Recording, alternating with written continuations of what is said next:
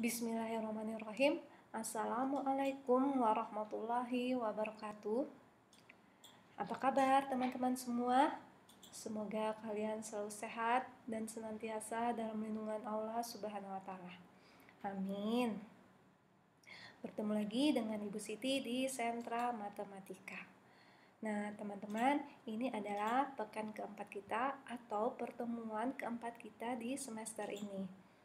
Dan di pekan ini tema kita berbicara tentang udara, ya teman-teman. Nah, subtema kita akan membahas tentang jenis-jenis angin. Seperti biasa, sebelum Ibu Siti menjelaskan materi matematika, Ibu Siti akan menjelaskan tema kita pekan ini.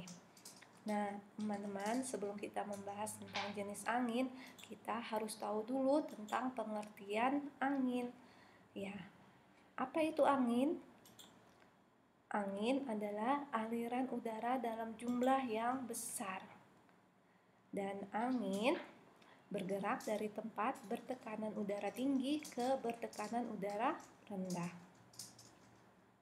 Nah, sekarang kita akan membahas jenis-jenis angin. Yang pertama ada angin tetap. Nah, angin tetap ini adalah angin yang berhembus secara tetap sepanjang tahun. Kemudian ada angin muson. Angin muson ini hembusannya itu secara periodik setiap 3 bulan sekali. Kemudian ada angin lokal. Jadi angin lokal ini adalah angin yang dipengaruhi daratan, perairan, panas matahari, dan tekanan udara. Kemudian ada angin pon. Nah, angin pon ini angin yang berhembus apabila ada terjadi hujan di sekitar lereng pegunungan. Nah, jadi kalau ada yang tinggal di pegunungan, ini kita bisa mengamati angin pon ini ya teman-teman. Oke. Kemudian ada angin lembah dan angin gunung. Angin lembah itu adalah angin yang berhembus dari lembah ke gunung, dan angin gunung sebaliknya, angin yang berhembus dari gunung menuju lembah. Kemudian ada angin daratan. Angin darat ini adalah angin yang berhembus dari daratan menuju ke laut. Jadi teman-teman, angin darat ini biasa dimanfaatkan oleh para nelayan untuk mencari ikan di malam hari, karena angin darat ini biasa terjadinya di malam hari. Kemudian ada angin laut. Nah, teman-teman, angin laut ini adalah kebalikan daripada angin darat, yaitu angin yang berhembus dari laut menuju daratan. Itu ya teman-teman. Kemudian ada angin tornado. Nah, teman-teman, angin tornado ini adalah contoh dari angin siklon. Angin siklon itu adalah angin yang memiliki sifat merusak. Contohnya ya angin tornado ini. Nah, selain angin tornado ini ada juga angin topan yang dapat merusak daerah yang dilewatinya. Nah, nih ada dampak negatif dari angin. Nah, teman-teman bisa memperhatikan gambar di sebelah ini. Nah, ini adalah situasi kondisi di mana daerah ini habis diterjang angin yang merusak atau angin siklon. Contohnya tadi angin tornado atau angin topan. Ya, angin yang sangat kencang menyebabkan pohon tumbang dan infrastruktur umum seperti jalanan, jembatan, jaringan listrik, dan sebagainya akan menjadi rusak. Nah, teman-teman, itu adalah sedikit informasi tentang tema kita di pekan ini. Sekarang kita akan melanjutkan materi matematika. Nah, teman-teman, kalau pekan lalu kalian sudah belajar tentang bagaimana membandingkan suatu bilangan, sekarang kita akan mempelajari tentang penempatan nilai satuan dan puluhan. Nah, kalian karena sudah mempelajari bilangan di atas angka 20-an, maka Ibu Siti akan memberi kalian materi tentang bagaimana menempatkan nilai satuan dan puluhan.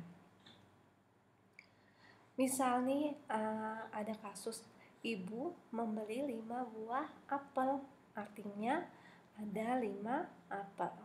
Kemudian kasus yang kedua, ibu membeli 28 buah apel, artinya ada 28 apel.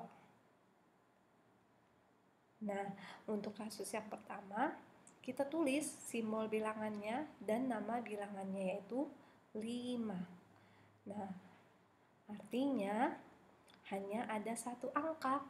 Artinya nilainya hanya ada satuan. Dia hanya ada satu angka ya teman-teman. Nah, artinya nilainya hanya ada satuan. Bagaimana untuk kasus yang kedua? Nih, kasus yang kedua yaitu 28.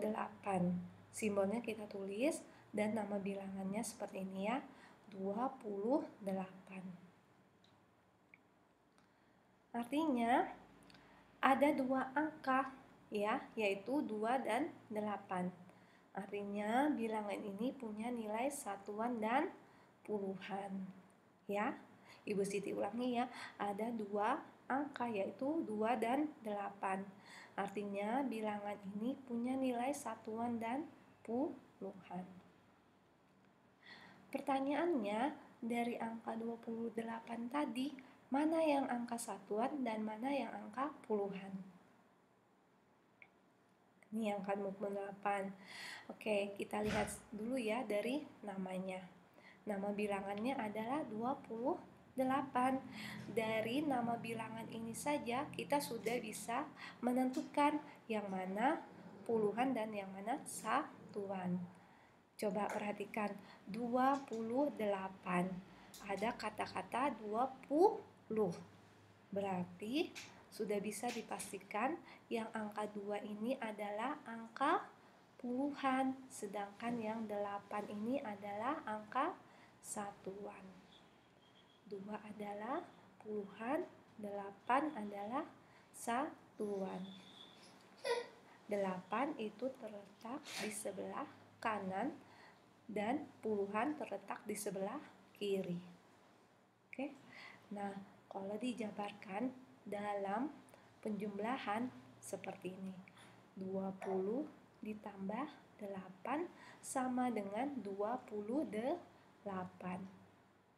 Ya, kalau ditulis dengan huruf 20 ditambah 8 sama dengan 28. Ingat ya teman-teman, membaca angka 28 ini tidak boleh dengan menyebut 28. Kadang-kadang kita kan sering tuh mendengar teman-teman menyebut angka puluhan langsung disebut angkanya 28. Padahal ini harus kita baca 28 karena dia adalah nilai puluhan. Nanti kalau kita baca dengan angka 28 itu bukan puluhan, tetapi angka satuan dari angka 2 dan 8. Ya, teman-teman diperhatikan. Oke, bagaimana dengan angka 0? Ya, angka 0 sebagai contoh Ibu Siti akan mengambil bilangan 30. Perhatikan ya, kita tulis dulu nama bilangannya yaitu 30. Nah, berarti di situ hanya ada bilangan puluhan. Loh, bagaimana dengan angka 0-nya? Oke, angka 0, teman-teman, bilangan 0 merupakan angka satuan juga. Ya, tetapi tidak memiliki nilai. Artinya dia tidak ada nilainya. Ya. Maka 30 ini angka 3-nya adalah puluhan, angka 0-nya tetap itu adalah angka satuan, tetapi tidak memiliki nilai. Kalau kita jabarkan dalam penjumlahan seperti ini, 30 ditambah 0 sama dengan 30. Kalau kita tulis dengan huruf, 30 ditambah 0 sama dengan 30. Ingat ya, angka 0 ini merupakan angka satuan tapi tidak memiliki nilai. Begitu ya teman-teman, paham? Insya Allah kalian paham. Alhamdulillah, materi hari ini selesai.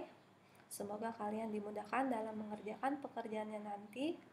Sampai bertemu lagi pekan depan di materi berikutnya. Ibu Siti tutup dengan Assalamualaikum warahmatullahi wabarakatuh.